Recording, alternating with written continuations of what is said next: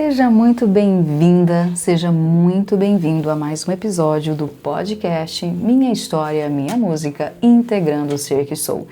E aqui a gente está começando um novo bloco, que é o 3, e o tema deste bloco é Identidade, Valor e Libertação. E a música que dará o pontapé inicial a este episódio é a música Do Que Aprendi. Bora lá? Minha história, minha música, integrando o ser que sou. Vamos então já escutar a primeira parte da música? Eu sei que posso ser o que quiser, brincar de avião no galho das árvores, fazer bolinho de terra no quintal da minha casa, ser piloto, costureira, enfermeira ou atriz.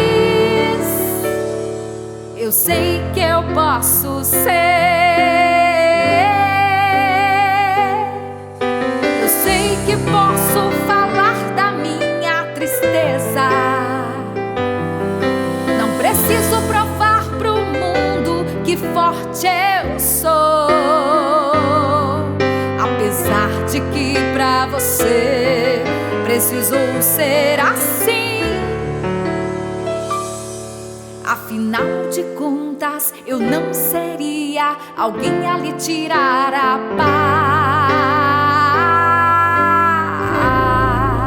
paz. Olha só, aqui a música ela toca num ponto bem interessante, que é o custo emocional de manter um vínculo, né? A criança ela percebe, mesmo sem palavras, que expressar a própria tristeza pode desorganizar o outro. Então, pouco a pouco, ela aprende que sentir demais é perigoso. Não porque o sentimento seja errado, mas porque o ambiente não consegue sustentá-lo. Então, quando a letra diz, para você precisou ser assim, ela mostra esse ajuste silencioso. A criança ela não está escolhendo de ser forte por virtude, mas por necessidade. Ela entende que para continuar pertencendo, ela precisa diminuir a si mesma emocionalmente. E esse é um ponto central do funcionamento psíquico. A criança ela aprende que amar, muitas vezes, significa não incomodar, não exigir, não trazer peso. E aí surge uma confusão muito profunda entre amor e contenção emocional. Ser forte nesse contexto não é potência, é defesa. É um modo de proteger o vínculo ao custo do próprio sentir. E quando a música diz, não seria alguém a lhe tirar a paz, né? Eu não serei esse alguém, ela vai revelar uma inversão importante. Então a criança passa a se responsabilizar pelo equilíbrio emocional do outro. Ela assume um lugar que não é dela, abrindo mão da própria espontaneidade para sustentar o sistema. E esse tipo de experiência costuma deixar marcas duradouras. Na vida adulta, isso pode aparecer como dificuldade de pedir ajuda, medo de ser um peso, tendência a minimizar as próprias dores ou a sentir culpa por precisar de alguém. O corpo, ele aprende a segurar, ele aprende a engolir, ele aprende a seguir em frente mesmo quando algo dentro está pedindo uma escuta. Por isso que esse trecho ele não fala apenas de tristeza, ele fala de como a identidade começa a ser moldada a partir do vínculo, de como muitas vezes o amor aprendido ele vem acompanhado de renúncia emocional. E reconhecer esse custo não é culpar o passado, e nem a ideia que é de apontar os responsáveis. É entender como que a criança fez o melhor que pôde com os recursos que tinha e como que esse aprendizado hoje ele pode ser revisto. Vamos então avançar para o outro ponto importante dessa construção? Vamos conferir. Por outro lado, passei a depender de aprovação. Não mais conseguia mensurar se o que fazia era o que queria ou devia. Me esforcei, até tentei seguir meu coração. E assim fui encontrando aos poucos a direção. Olha só, aqui a música ela vai tocar diretamente na construção da identidade. Identidade não é personalidade. A personalidade ela diz respeito a traços mais estáveis, temperamento, jeito de reagir, estilo emocional. Já a identidade, por outro lado, é a história que a pessoa constrói sobre quem ela é, a partir das experiências que ela vive, das escolhas que ela faz e principalmente das adaptações que ela precisou realizar para continuar pertencendo. Então, quando a letra fala da dependência de aprovação, ela mostra um momento em que essa identidade ela começa a se organizar mais pelo olhar do outro do que pelo próprio critério interno. A pessoa ela já não sabe se o que ela faz vem do desejo ou da obrigação, do que ela quer ou do que se espera dela. Então, o querer e o dever, eles se confundem. Isso acontece porque ao longo do desenvolvimento, muitas decisões internas não foram feitas a partir da pergunta quem eu sou, mas da pergunta quem eu preciso ser para não perder o amor do outro, o vínculo. E é assim que a identidade vai sendo moldada, não como uma expressão plena de si, mas como resposta às exigências do ambiente. E esse trecho mostra também um ponto muito importante, que é a tentativa de retorno ao próprio coração. Então, quando a música diz, me esforcei e até tentei seguir meu coração, ela reconhece que esse caminho não é imediato e nem é simples. Reaprender a escutar a si mesmo exige tempo, exige erro, exige ajuste, muitas vezes frustração. Por isso que a direção vai sendo encontrada aos poucos. A identidade ela não se reconstrói de uma vez, ela se reorganiza à medida que a pessoa começa a diferenciar o que é adaptação daquilo que é verdade, o que é medo do que é escolha. E esse movimento, ele prepara o terreno para o refrão que vem a seguir. Porque quando a identidade deixa de ser sustentada pela perfeição e pela aprovação, abre-se um espaço para algo essencial, que é a aceitação da própria humanidade. Vamos escutar o refrão? Sou única, sou falha, sou humana e me permito ir de mim mesma. Me comprometo a deixar a vida mais leve.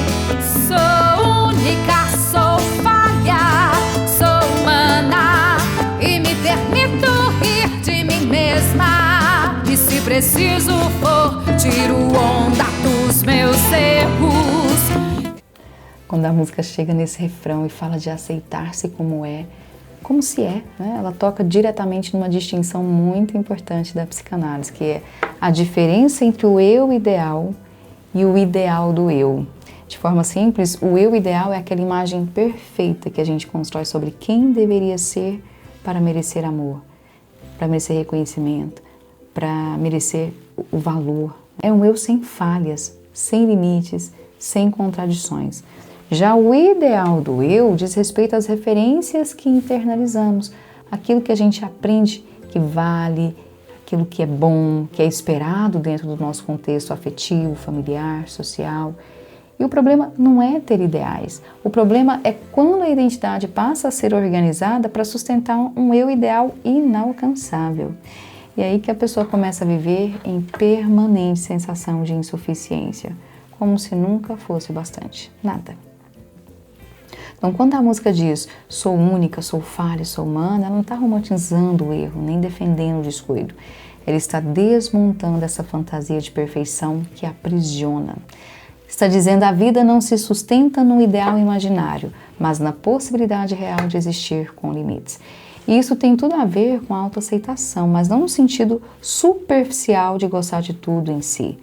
A autoaceitação aqui é não viver em guerra com quem se é.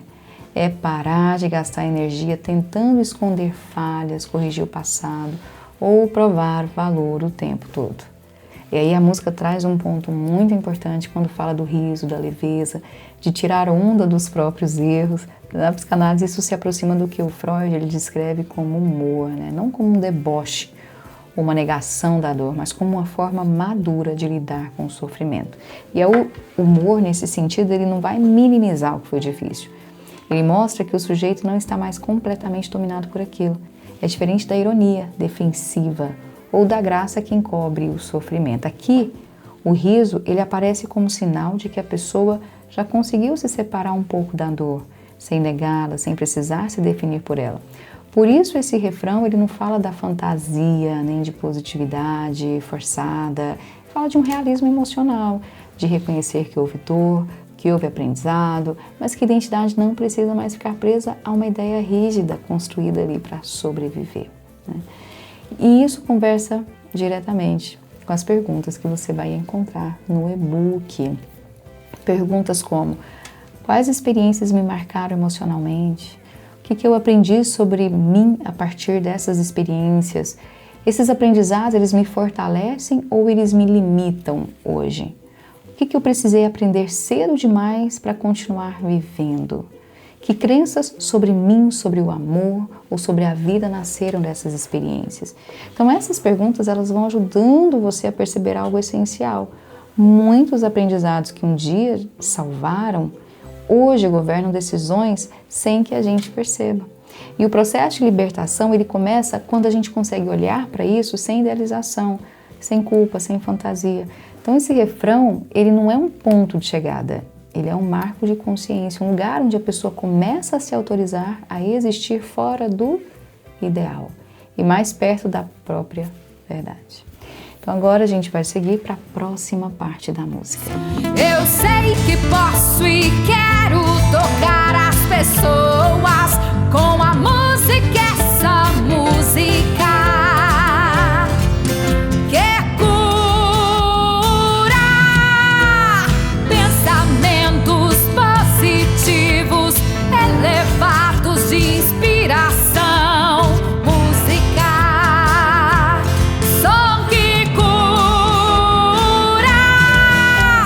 Quando a letra afirma eu sei que posso e quero tocar as pessoas com a música, ela não está falando apenas de um desejo artístico ou de um impacto externo. Aqui aparece um movimento interno muito mais profundo.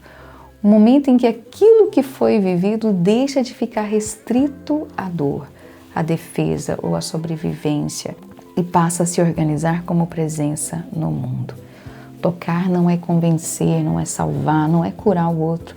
É existir de um lugar mais inteiro. É quando a identidade já não está estruturada apenas pelo que faltou, pelo que feriu ou pelo que precisou ser suportado, mas pelo que pôde ser integrado.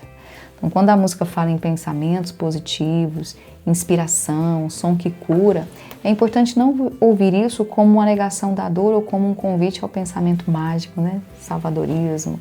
O que aparece aqui é outra coisa, é a possibilidade de que depois de atravessar a história, o sujeito não precisa mais lutar contra quem é. A cura que a música aponta, ela não vem da eliminação do sofrimento, mas do alinhamento entre identidade, valor e escolha. Curar nesse sentido é quando a pessoa já não precisa transformar a dor em armadura nem em espetáculo. É quando ela consegue sustentar o que sente sem se reduzir a isso. O som que cura não é um som que apaga o passado, mas um som que nasce de alguém que já não está em guerra consigo. E essa estrofe marca o ponto em que a experiência vivida deixa de ser apenas uma reação e passa a ser uma posicionamento. Não importa exatamente o que foi vivido, mas o que se escolhe fazer a partir disso. E a escolha aqui não é fazer algo bonito com a dor, e sim não deixar que a dor seja o único eixo de identidade. E aqui eu vou fazer como se fosse um parênteses para a gente ampliar um pouco o olhar, colocar uma lupa nesse ponto. Porque quando a gente fala de identidade e valor, a gente não está falando só do que a pessoa faz, nem do talento que ela desenvolveu, nem do papel que ela ocupa no mundo. Estamos falando de quem ela acredita que precisa ser para continuar pertencendo. E quando identidade e valor não estão alinhados, isso costuma aparecer de formas muito concretas na vida. A pessoa vive em papéis que não a representam, ela faz escolhas que a afastam dela mesma, ela prioriza o que mantém o vínculo, mesmo que isso custe o próprio bem-estar. Ela confunde pertencimento com adaptação excessiva e muitas vezes sente que está sempre se moldando para caber. E nesses casos, o valor pessoal ele fica condicionado. Eu valho algo quando agrado. Eu valho quando dou conta. Eu valho quando não erro. E a identidade ela vai sendo construída mais como defesa do que como expressão. Então, quando identidade e valor começam a se alinhar, o movimento é outro. A pessoa passa a fazer escolhas que não nascem do medo de perder, mas do reconhecimento do que é verdadeiro para ela. Isso é se dar valor, Ela começa a sustentar limites mesmo com desconforto. Ela começa a dizer, isso não é meu, sem sentir que está abandonando o outro. E ela entende que pertencer não exige mais se diminuir. E esse alinhamento ele não acontece de forma mágica, de forma rápida. Ele nasce quando a pessoa reconhece: isso foi o que eu aprendi, isso foi o que me ajudou a sobreviver. Mas isso não precisa mais governar as minhas decisões hoje. E aqui entra um ponto fundamental. O que importa não é o que foi vivido, mas o que hoje pode ser escolhido a partir do que foi vivido. Escolher se continuar repetindo um lugar antigo ou se autorizar a ocupar um lugar mais inteiro, mais honesto consigo. Esse é o movimento que esse bloco começa a tocar, não para apagar a história, mas para permitir que identidade e valor caminhem juntos, sem que precise ser sacrificado um para sustentar o outro. Então, antes de seguir para o próximo episódio, eu te convido a fazer uma pausa. Essa música do que aprendi, ela toca camadas importantes sobre identidade, sobre valor, sobre os aprendizados emocionais que foram se formando ao longo da vida. E para que essa escuta não fique só no plano da reflexão, é importante levar isso para a experiência. E no e-book você vai encontrar um conjunto de perguntas organizadas para este episódio que ajudarão você a aprofundar esse olhar. Sobre o que você aprendeu cedo demais, sobre quais as crenças que ainda orientam, sobre as suas escolhas e sobre o que talvez já possa ser atualizado hoje. O e-book está disponível na link da bio do meu Instagram, é só acessar o perfil, clicar no link e você será direcionado ou direcionada diretamente para o material. O perfil é @AndressaToledoOficial. Mas antes de responder qualquer pergunta, volte para a música. Escute a música e você pode escutá-la diretamente no Spotify. É só escrever o nome da música, Do Que Aprendi, Andressa Toledo, ou acessar a canção pelo próprio e-book, que lá já tem um link, que você clica em cima ali, já te leva direto para lá, tá bom? Lembrando que a escuta ela vem antes da resposta. Porque o autoconhecimento ele não acontece só quando a gente entende, ele acontece quando algo se move por dentro. A música, ela faz o quê? Acessa o corpo, a memória emocional, aquilo que muitas vezes a palavra não consegue acessar. E é a partir desse lugar que as perguntas do e-book fazem sentido. Então, se algo dessa música ressoar em você, evite seguir adiante com pressa. Permita-se ficar um pouco mais aqui no seu tempo. Cada pausa consciente também faz parte da travessia.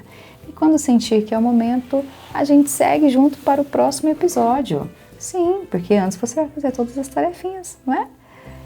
E dando continuidade a esse bloco, vamos então agora avançar para a próxima canção, que vai também trazer um pouco mais dessa reflexão sobre caminho de identidade, valor e libertação. Até lá!